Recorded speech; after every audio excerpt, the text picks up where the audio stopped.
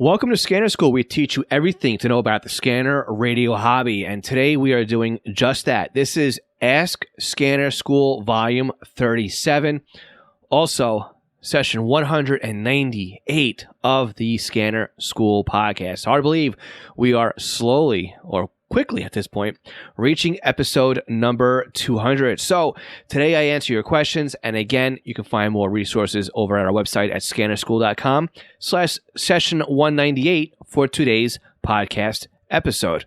Today's podcast is sponsored by our two brand new training courses. Our free SDR course, The Ultimate Beginner's Guide to Software-Defined Radio, will get you started with SDRs in an afternoon. We will show you what hardware and accessories to buy to get started with software-defined radio. Then we'll show you the step-by-step how-to install the drivers, tune your first frequency with SDR Sharp, and then have you monitoring digital at the end of this free course. Our advanced course continues with the beginner's course left off and levels up your SDR experience. In this course, you'll learn even more about software-defined radio. We will show you how you can substitute an SDR for your high-end digital scanner, how to monitor HD radio, monitor trunk systems and overhead data with Unitrunker, and even how to monitor all the talk groups on a system and never miss a beat with SDR Trunk. You can sign up for both courses at courses.scannerschool.com. Before we start this week's podcast, I'd like to take a moment to thank our Patreon supporters. Patreon is a month-to-month sponsorship platform. We have 3 different support tiers, each with different benefits. But the most valuable tier is our $5 a month tier.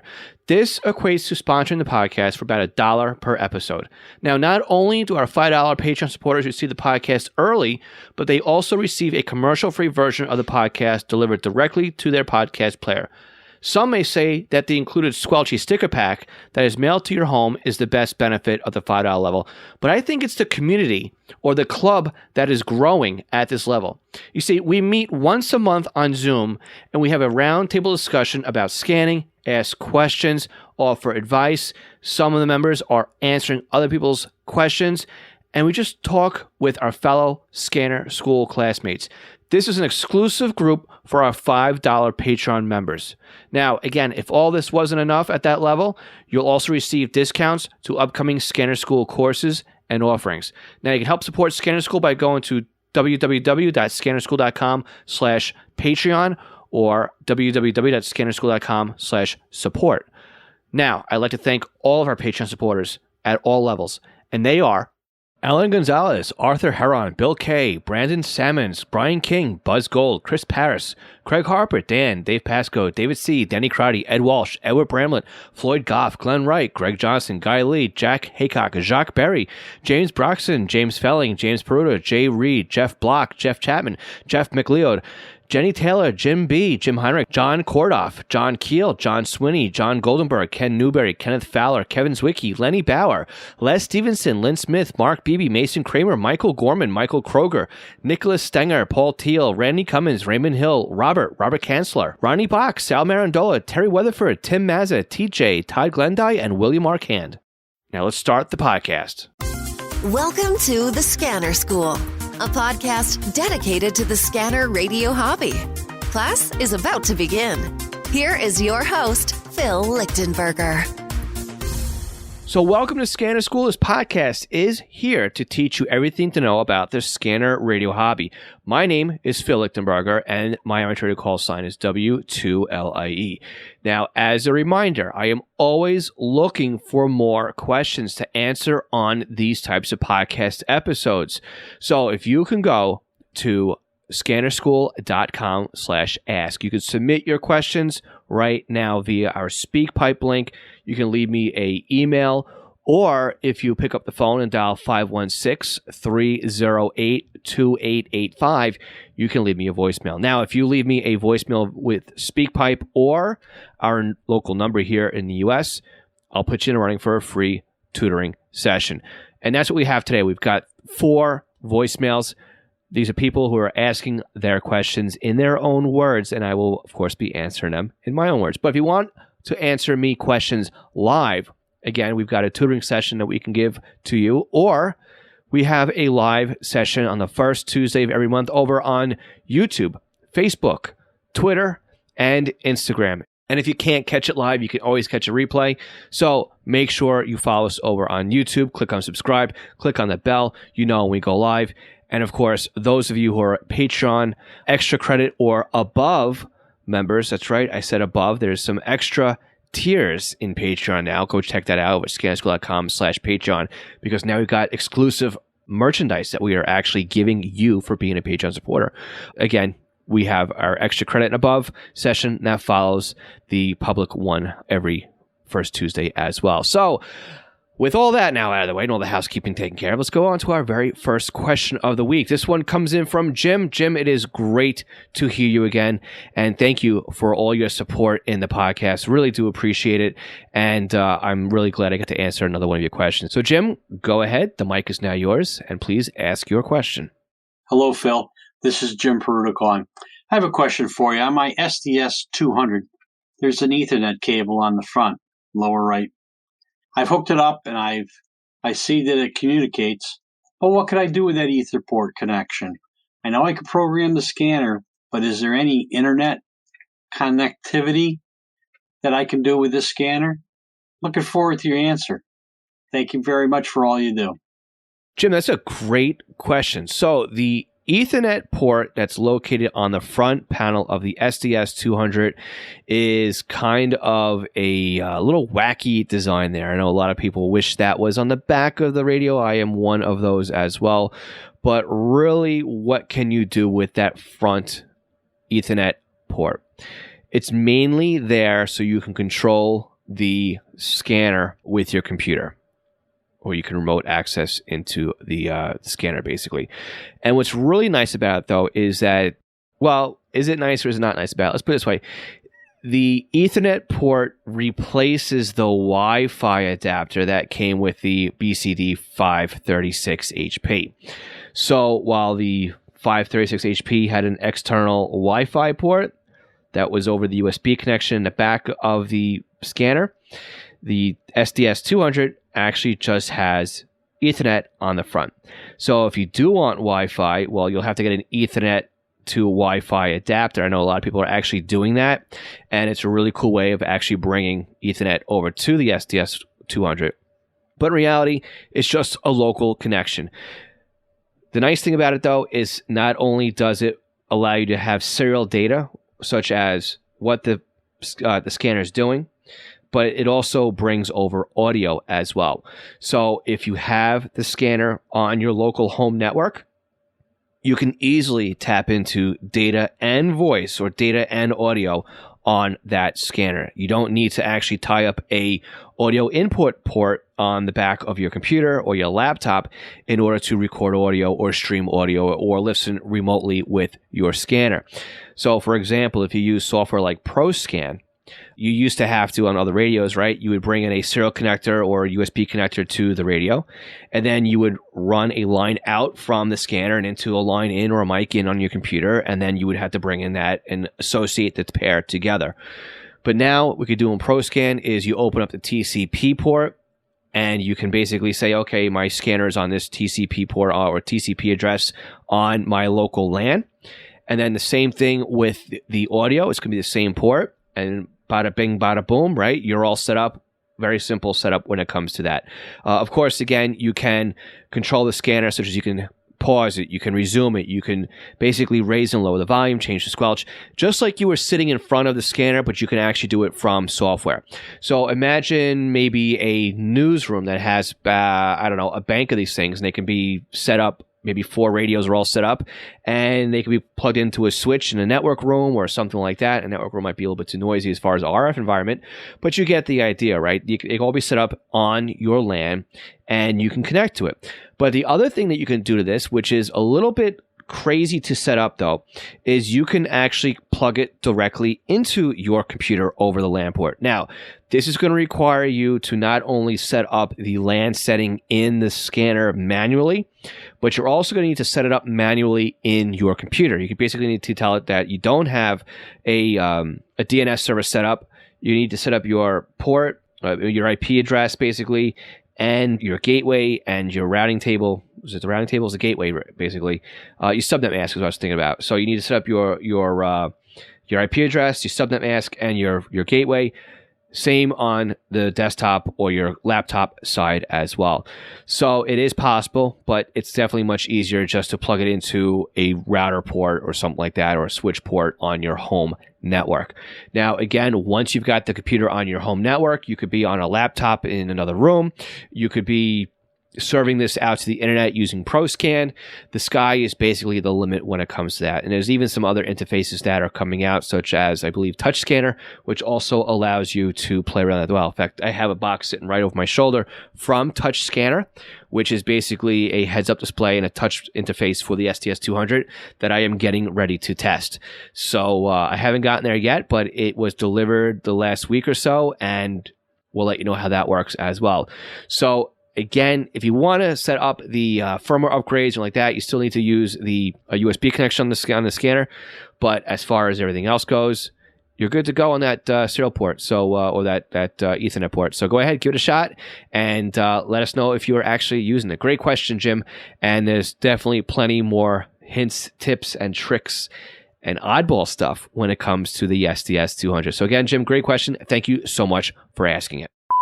Okay, our next question comes from Garrett. Again, Garrett is a strong supporter of the Scanner School podcast. Love hearing from you, Garrett. And you definitely do ask some very tough questions, but I do enjoy listening to them. This one, though, hopefully not so tough, because it sounds like you and I have pretty much the same systems. So, Garrett, go ahead and ask your question. Hi, Phil. This is Garrett coming to you from the San Francisco Bay Area with a question. I've been a longtime scanner listener of the CHP, the California Highway Patrol. And I like to do this because when I'm traveling throughout the state, I like to get a heads up on any traffic incidents or problems that might be on the roads ahead of me toward my destination. If you look on radio reference, you'll notice that the CHP has bases, mobiles, extenders, and even alternate and primary extenders. And I'm just wondering if I can tighten up and be more efficient about how I scan the CHP. I think maybe it might be better if I just scan the base frequencies so that I just hear the dispatch calls and maybe nothing that's extraneous to that. And I want to draw your attention to, if you look at the radio reference wiki, there is a great post about the CHP, their radio system, and a great beginner's guide. So I just want to make sure that you're aware of that, as it might be helpful in answering my question. So anyway, ultimately, I'm just curious your thoughts, opinions, and ideas on whether I'm scanning this correctly. Thanks again, Phil, for all you do. I love the show. All right, Garrett. So I did look this up over on Radio Reference, and thank you so much for letting me know about the wiki page. And once I went through it, I realized that the New York State Police and the California State Police are very, very similar as to how they're set up. While the California State Police are still using low band, New York State Police are using VHF. But other than that, pretty much the exact same scenario here. So what I do on my scanners is how I'm going to tell you how I would set up your scanner for California. So looking at the CHP page over on Radio Reference, we notice that we've got a base frequency, we've got mobile frequencies, okay, and we have extenders. The other thing we've got to look out for, though, is I've noticed that there are county systems or regional systems, basically trunk systems, that CHP also utilizes. And the same thing happens here in the New York State Police. So let's talk about how New York State Police operate. And this is going to translate very well to California State PD, which is mind-baffling that they still operate this way, but it's the way they do business. So in New York, we have several troops. We also have common frequencies between the troops. These are statewide, right? They don't work statewide. They're just licensed statewide. So we have here, for example, Troop L has a base or a dispatch frequency. This is where Troop L, from a high point or a high tower, will reach out and dispatch the units in the field, the cars. The cars respond on a separate car frequency or a separate mobile frequency. Now here on Long Island, there's the same frequency but separated by PL codes, but that's a moot point, right? We're not going to worry about that. We're looking at just the frequency use right now. So what actually ends up happening is if you want to hear the dispatcher, you have to listen to one frequency. If you want to hear the response from the mobiles, you have to listen to a secondary frequency. How do I set up my scanners in order to do this? Because again, if you put a delay on each frequency, you could and probably will miss the response on the secondary frequency.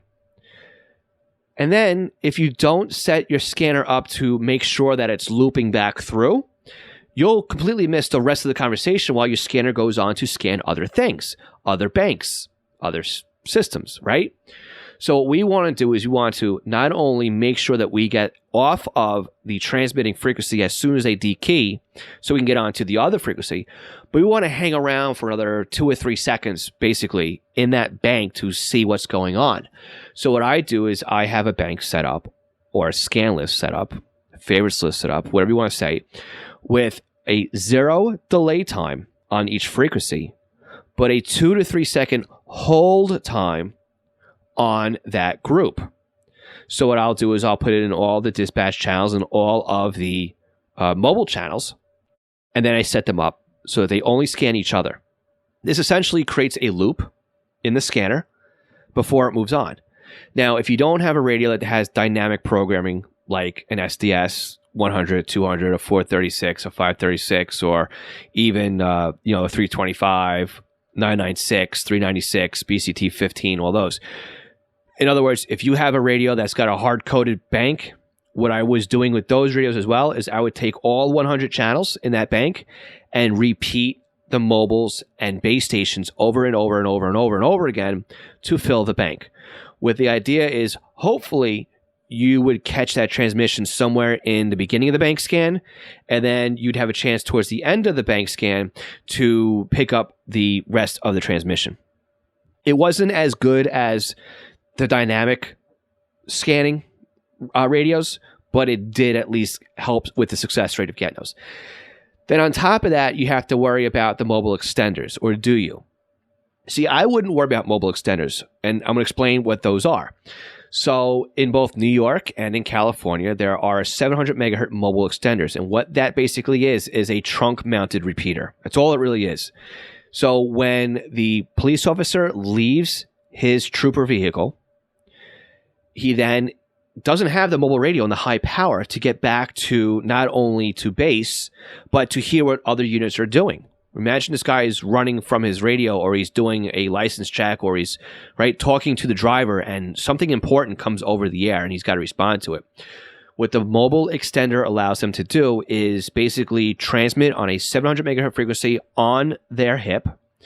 It's received by the mobile extender. That's basically a trunk mounted repeater. And then it repeats out through the main mobile frequency up on the VHF channel or the low band channel. And that's really what it is. So basically, you've got to be really, really, really close to the RMP in order to hear the mobile extenders. So I wouldn't even bother putting them in, to be honest with you, unless, of course, you live right off the parkway. So don't worry about it. Finally, the trunk radio systems. If you live in an area that the state police utilize tow groups on a trunk system, take advantage of that. Most of the times, especially out here on New York systems, the state PD will actually use the county facilities, the county tow groups, as opposed to their own VHF channels. So think about that. Okay, make sure you've got them programmed in as well.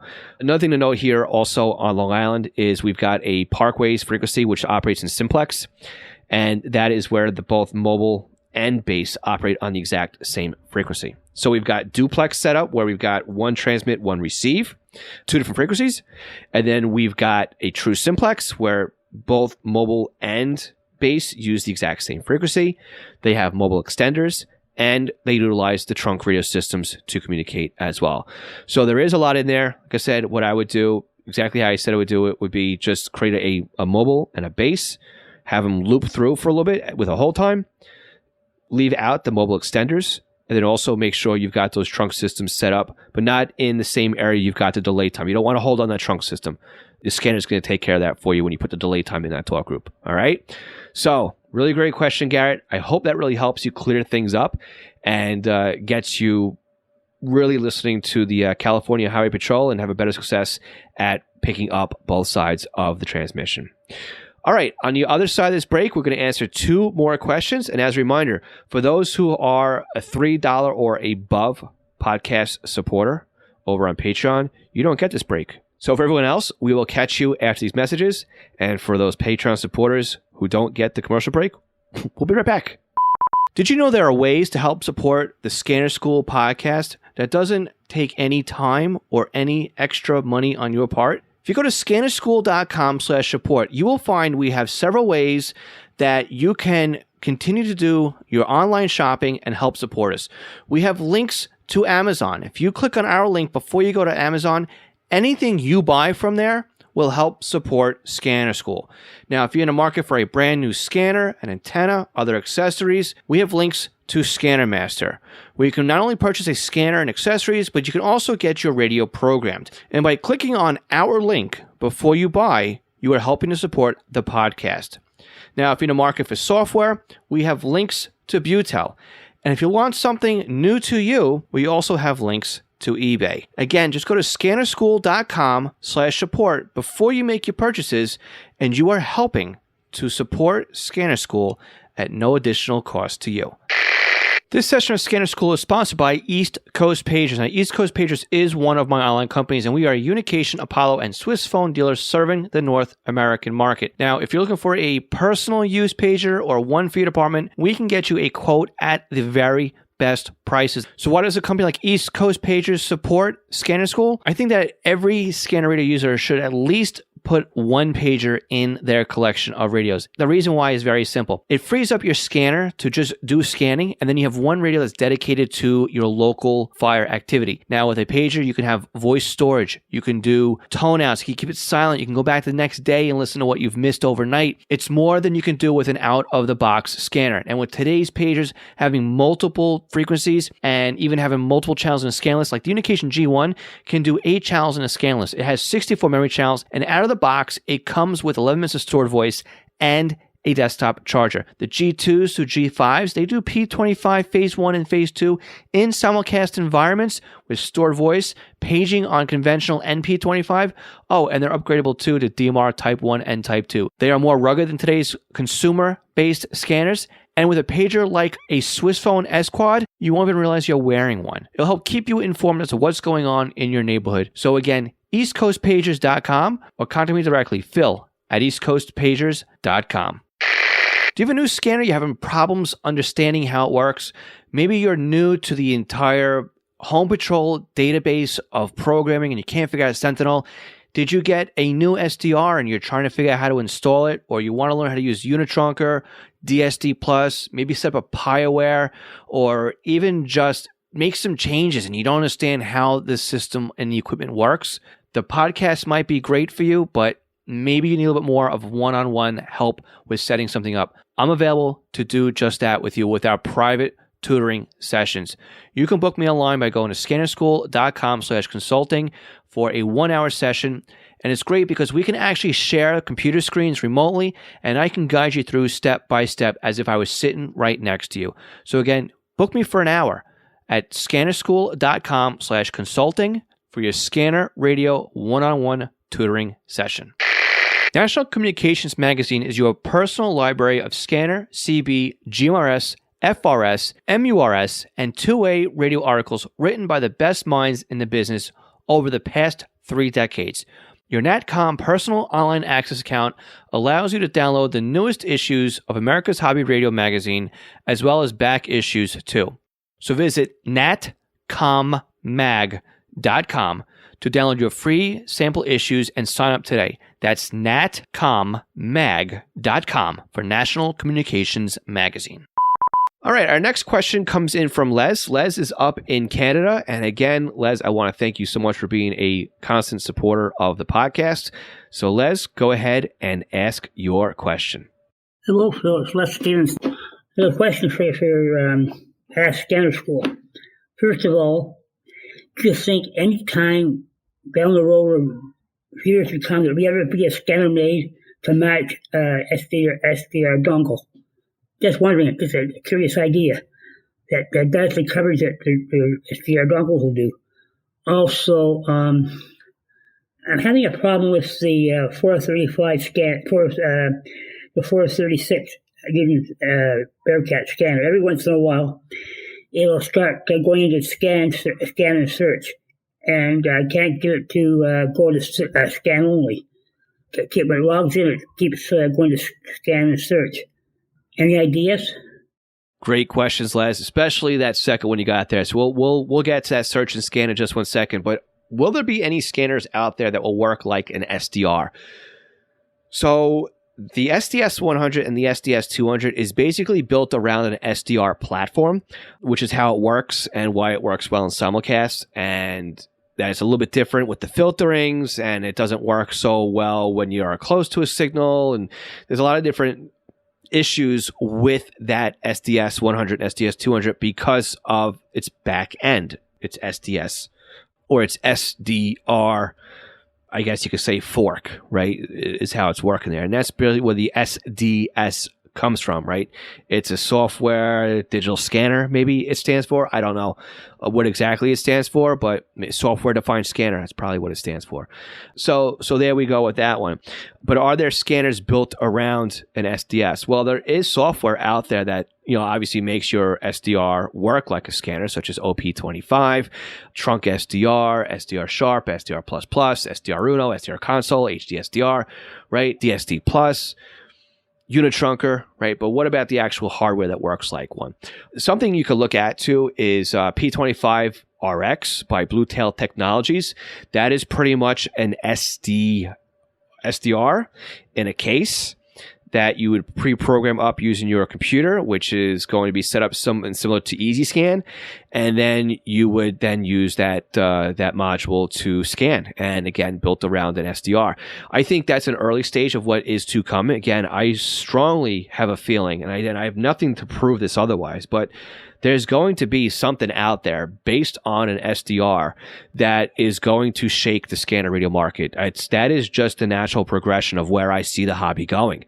We've got Uniden, right? We've got Whistler, who hasn't come out with a scanner since basically they recycled the WS1098, became the TRX1 and TRX2, right?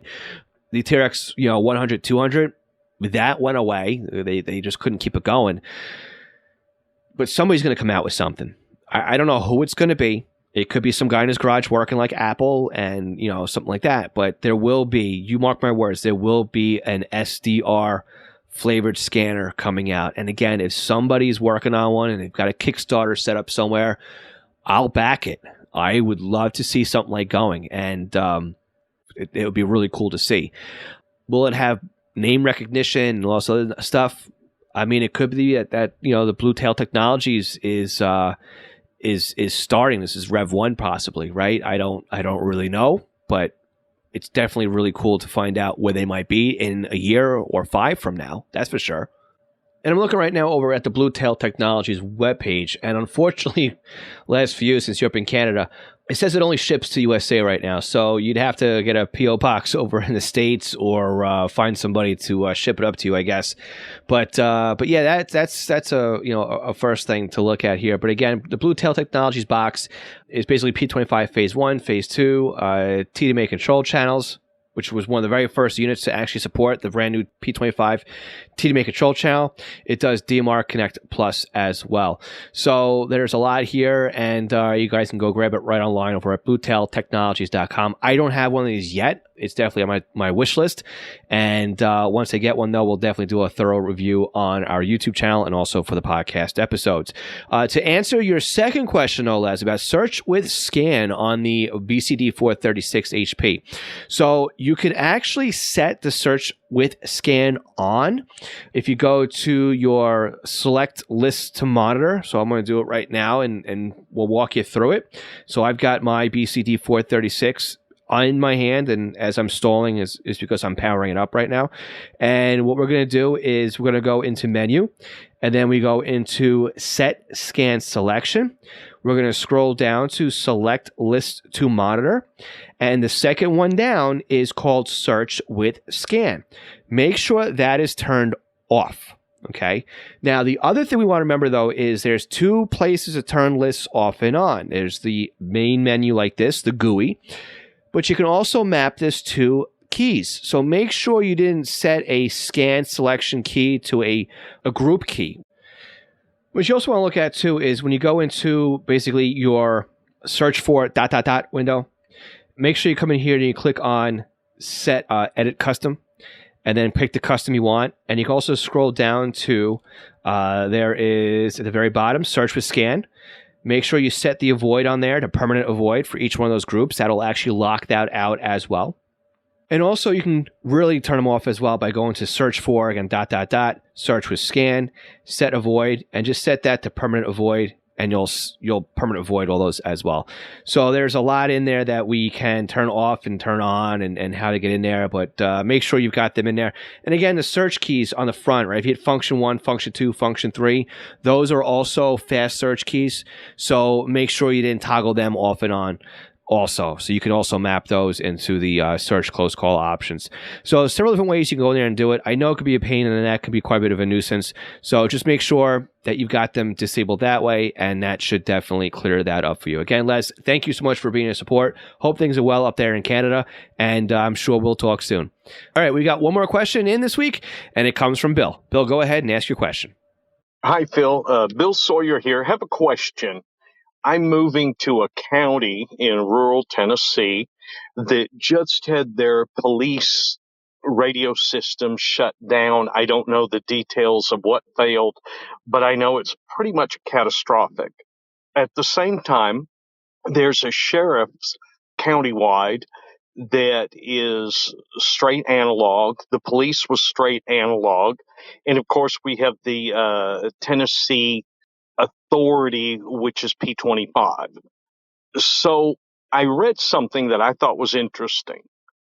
The county mayor said that the price difference was so large between analog and digital that they couldn't afford it. And yet elsewhere I saw that they got somewhere between $500,000 and $800,000 in grants. So I'm wondering, if you had 2 towers, you had 6 police cars, how expensive would a system like that be? And how much more expensive would a P25 system be? Thank you very much. All right, Bill, really interesting question here. I don't have anything as far as specifics as far as how much one would cost over the other, but I can break down the theory and the cost analysis as far as what would probably cost more and what wouldn't, just based on a couple of things here. So let's take a look at this. We have an analog system, an existing analog system, right? Let's put it that way. What would it cost to get one back online? So is probably the cheaper route, to be honest with you, to go back to an analog if they can still retain those licenses. And if it's, they may have to pay for equipment that's also capable of doing digital. You don't know. But let's just say it's just a plug and play, right? They pull out the old system, they put in the new system. Again, it may be receivers, it could be transmitters, it could be all the hard lines, it could be jumper cables, it could be the antenna could have gone bad. You say catastrophic failure. Does that mean that it is struck by lightning, power surge, right? It could be any part of that transmitter side could have gone. It could have been something on the back end too, not just exactly the transmitter. It could have been something in a dispatching center, right? I fail to believe that they are completely without radios right now. They've got to be up on the air on someplace. But as far as paying for it, I would bet to say that the cheapest way around it would be an analog system. But let's just say here, maybe they're using, and again, I didn't look this up, but I'm just assuming here, maybe they're on low band. And Motorola said, no, we're not doing low band anymore, right? They've already said that. And your county wants to go back to Motorola as opposed to going to say something like Kenwood or Johnson that does support low band equipment. Then, of course, you're not only looking at a repeater system, but a new antenna, new filter systems, and of course, new radios, because you have to have the old radios if they're on low band, won't work on VHF or UHF, right? So it could be one of those things as well. Let's take a look here also at the P25 difference. Well, it costs a lot more to go P25 than it does to go straight analog. And they're looking for like an APX unit. You could be thousands of dollars per radio. And of course, if you're looking for PD, they've got a portable and a mobile, right? So how do we cut back on expenses like this? Well, you said there's only 6 police cars and there's only 2 towers. But again, these 2 towers have to be linked up somehow. And what's the backhaul? Are they Ethernet? Are they microwave? Right? There's a whole lot that comes into play here. But one of the ways that they could really limit things, and again, trunk systems can cost a lot of money just on their own. Think about labor. And having somebody on call 24/7, or paying somebody on the books within the PD, or paying a consulting company or radio shop to man it for you, right? What a lot of places are doing that I'm finding out, especially in rural areas such as Kentucky, right, is they are jumping onto somebody else's existing system, but extending it out for their own use. For example, you could have a county that's got a fully functional P25 system. They've got the whole backbone, right? Basically, the whole over-the-air interface, the database, the whole deal, all the sites. But instead of the neighboring county paying for all that infrastructure, what they're basically doing is paying to have that infrastructure extended into their county with a new site.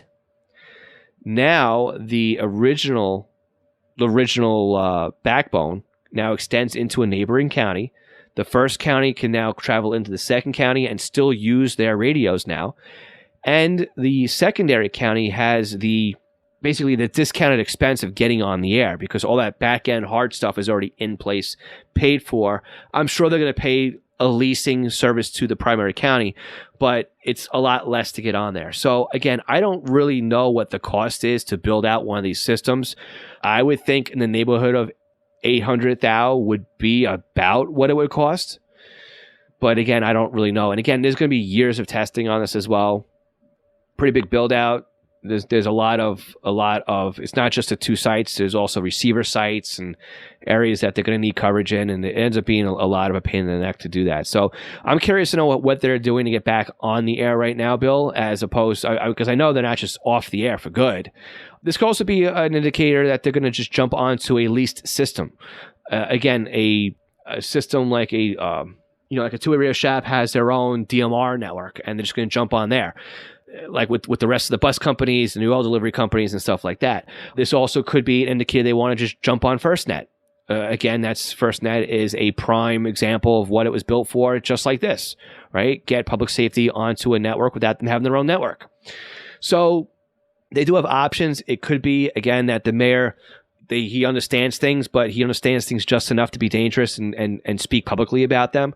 And I'm sure that there's a lot more people that are going to chime into exactly what it's going to be. I'll go to a vote. They'll get a bond hearing.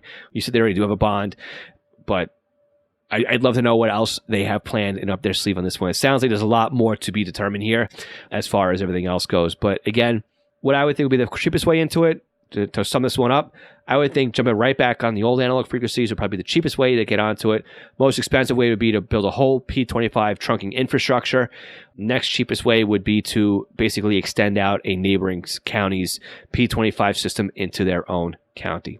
So with that, I would like to thank Jim, Garrett, Les, and Bill, the 4 of you, for asking your questions. And we are now going to pick a winner for the free consulting call. All right, so here we go. Who will win this month's free tutoring session? So I've got 4 names in order: 1, 2, 3, 4, Jim, Garrett, Les, and Bill. I put each into a spreadsheet. Again, 1, 2, 3, 4, Jim, Garrett, Les, and Bill. And we have a random number generator set up for 1, 2, 3, 4. So I am going to press the button 5 times. This will allow the random number generator to do its thing and not really be like, oh, it just launched up and it's on number 1 and that's where it's going to stay, or you just don't know what these things are. So I'm going to go ahead, press the button 5 times. We'll let it refresh. We'll see who wins. And here we go. So 1, 2, 3, 4, 5. Garrett, you are this month's winner of the free tutoring session, being that you paid for them in the past, and I definitely do appreciate that very much. You know how to book one. So reach out to me directly. I will give you your coupon code so you can go online. You can go to scannerschool.com/tutoring.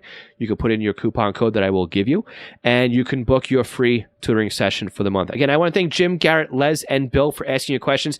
And if you've got any questions that you'd like to have me answer, please go to scannerschool.com/ask or leave us a voicemail over at 516-308-2885. And don't forget, if you're listening to this live, you can watch or ask questions tonight over on YouTube, Facebook, Twitter, Instagram. Make sure you catch us over on one of those, and you can always catch a replay. And for anybody who is a Patreon extra credit or above, don't forget we are doing our roundtable as well. So remember, if you know somebody that would benefit from this week's podcast, please share it with them. That is how we grow the podcast. That is how we help more people. And that is the goal of the podcast, is to help as many people as possible with answering their questions. So please share the podcast. Please subscribe to the podcast. Please retweet the tweets for the podcast if you are following us over on Twitter. If you've enjoyed this podcast, make sure that you share this on Facebook and forums and websites and in groups. And we will catch you all on our live Q&A session, hopefully tonight. Again, my name is Phil Lichtenberger, and this is Scanner School. We teach you everything to know about the scanner radio hobby. 73, everyone.